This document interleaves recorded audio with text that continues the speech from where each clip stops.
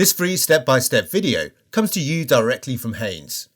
You can complete more than 200 jobs on this vehicle when you purchase the complete Haynes online manual at haynes.com.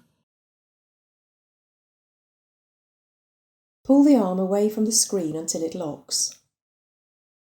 Prise up the cover, depress the retaining clip and slide the blade from the arm.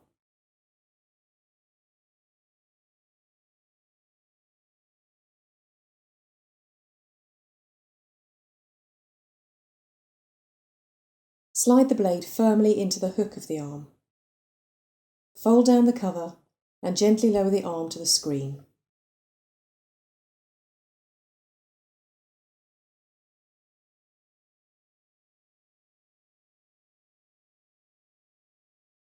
Pull the arm away from the screen, then rotate the blade 90 degrees. Depress the clip and slide the blade from the arm. Slide the blade over the arm and pull it firmly into the hook. Rotate the blade, then lower the arm gently to the screen.